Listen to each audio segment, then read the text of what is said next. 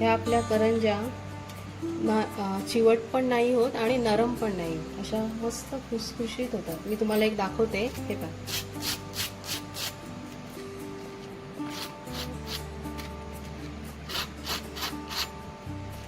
मस्त तयार होतात.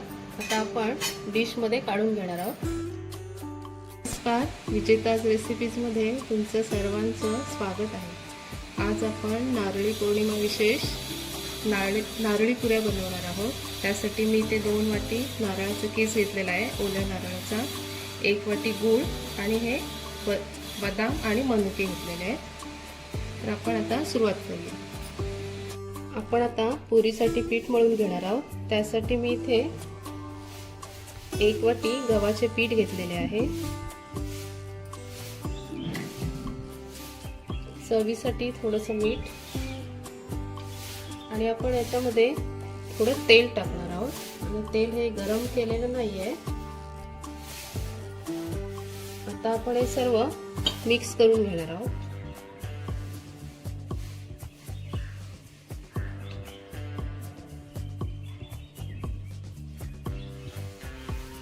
आपल्याला यामध्ये तेल गरम टाकायची गरज नाहीये, असं थंडच टाकायचं आहे. हे पहा, आता मी हे मिक्स करून घेतलेलं आहे. आता आपल्याला यामध्ये थोडं थोडं पाणी टाकून गोळा करून घ्यायचा. आपण चपातीसाठी जसं पीठ मळतो त्याप्रमाणे मळून घ्यायचं आहे, पण थोडं घट्टसर मळून घ्यायचं आहे.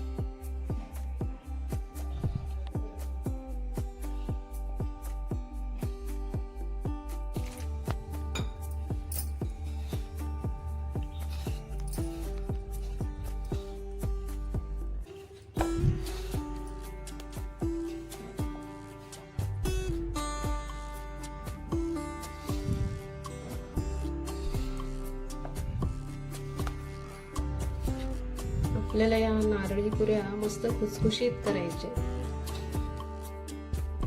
त्याच्यामुळे तुम्ही ही रेसिपी पूर्ण बघा. आणि तुम्हाला जर माझी रेसिपी आवडली असेल तर माझ्या चॅनलला लाईक करा, शेअर करा आणि सबस्क्राईब करा.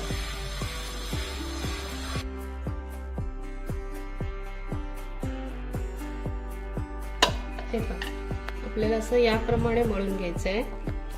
आता यावर थोडं तेल टाकायचं आहे.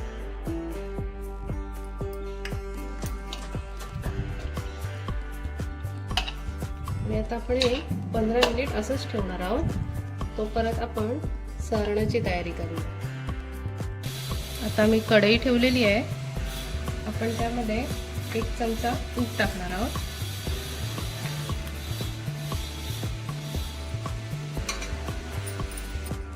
आता आपण या पहिल्यांदा ओलं खोबरं टाकणार आहोत.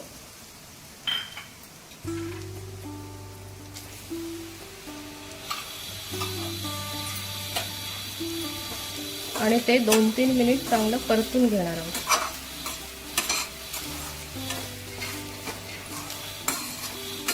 म्हणजे आपलं सारण चांगलं सुकं सुकं होईल, असं पाणी नाही लागणार.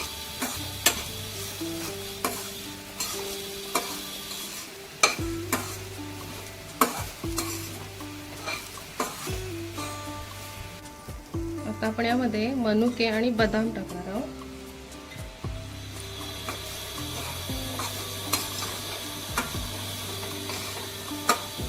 आणि आता आपण यामध्ये गूळ टाकणार आहोत.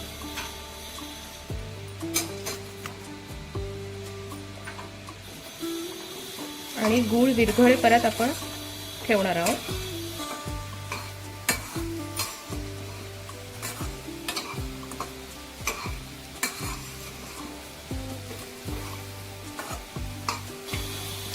आपण यामध्ये 1 चमचा वेलची पूड टाकणार आहोत.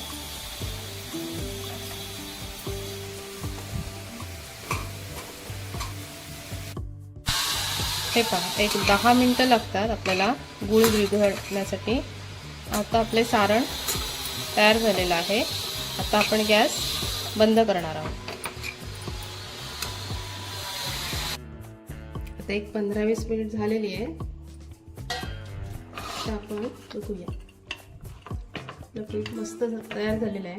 आपण आणखी 2-3 मिनिट चांगलं मळून घ्यायचं आहे, म्हणजे आपली करंजी ही नारळी पुरी चांगली खुसखुशीत होते.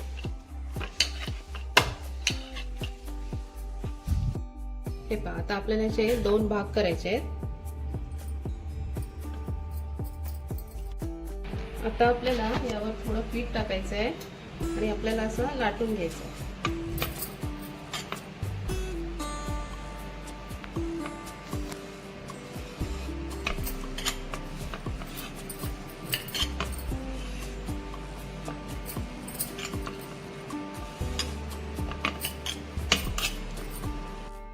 हे पहा, हे असं लाटून घ्यायचं आहे.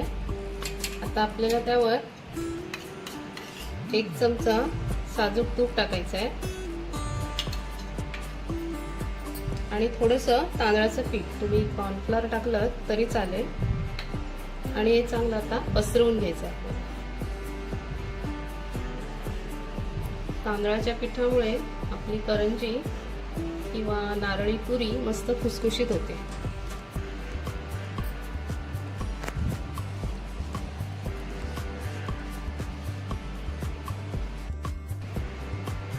हे पहा, हे असं सगळीकडे पसरवून घ्यायचं आहे आणि अशी घडी करायची.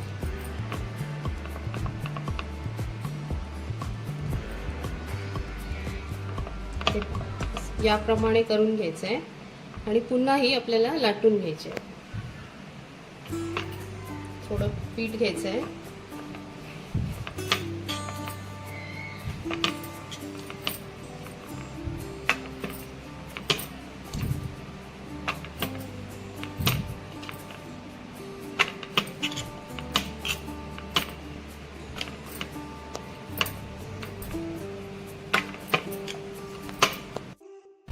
हे पहा, मी आता हा लाटून घेतलेला आहे. आता आपण एक डब्याच्या सहाय्याने किंवा झाकणाच्या सहाय्याने असे गोल करून घ्यायचे आपल्याला.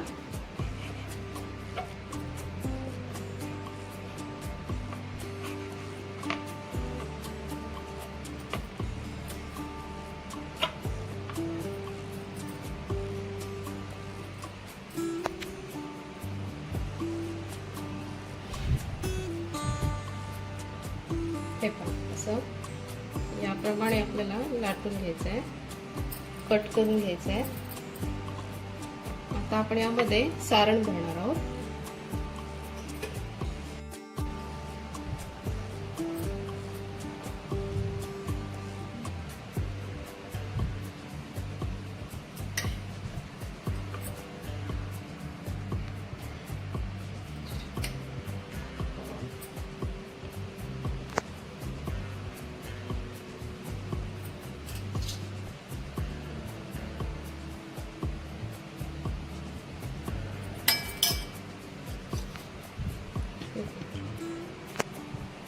हे असं भरून घ्यायचं आहे आणि थोडंसं साईडला पाणी लावायचं आहे आपल्याला.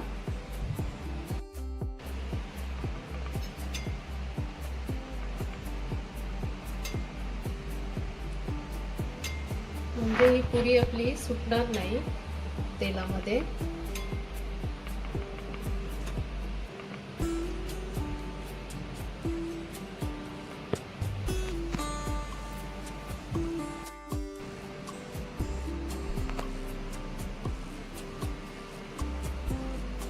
दाबून घ्यायचे आपल्याला.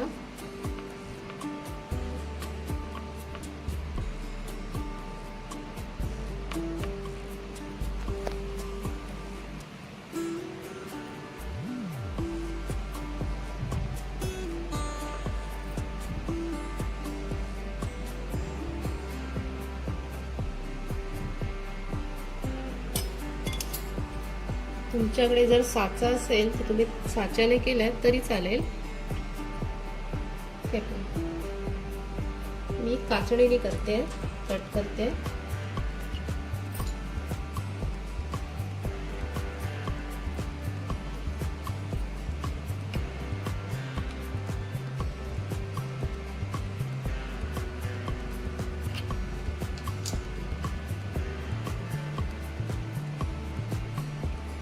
ठीक आहे, ही अशी याप्रमाणे आपल्याला कट करून घ्यायची आहे. आता या पण मी अशाच करून घेते। ह्या पहा मी सर्व पुऱ्या करून घेतलेल्या आहेत। आता आपण तळणार आहोत। या आपलं तेल तापलेलं आहे। आता आपण यामध्ये पुरी सोडणार आहोत तेलात।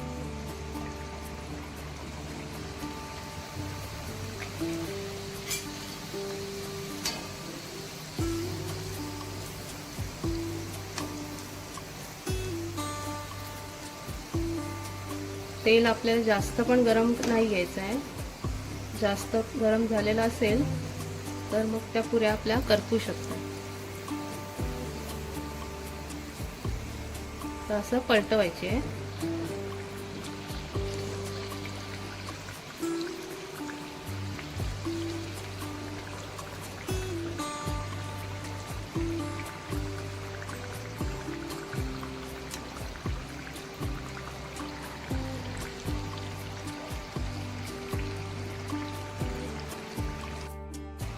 या पहा आपल्या आता पुऱ्या तयार शिजलेल्या आहेत। आता आपण काढून घेणार आहोत।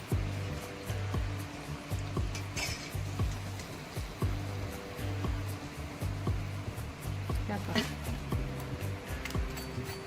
अशा आपल्या पुऱ्या ह्या नरम नाही झालेल्या, खुसखुशीत झालेल्या आहेत। अशाच आपण दुसऱ्या तळून घेणार आहोत।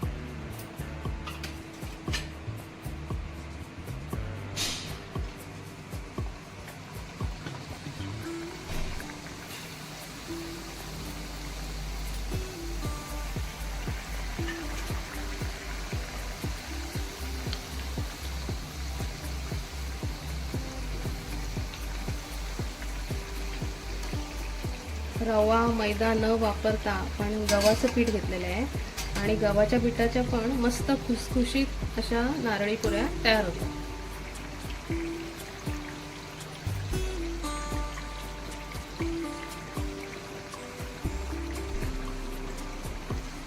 अशाच आपण सर्व तळून घेणार आहोत।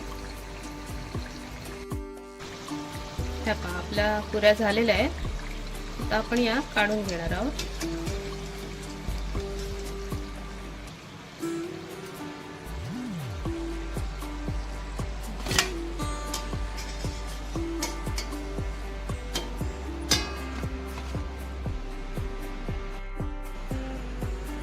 आपल्या करंज्या आता तयार झालेल्या आहेत।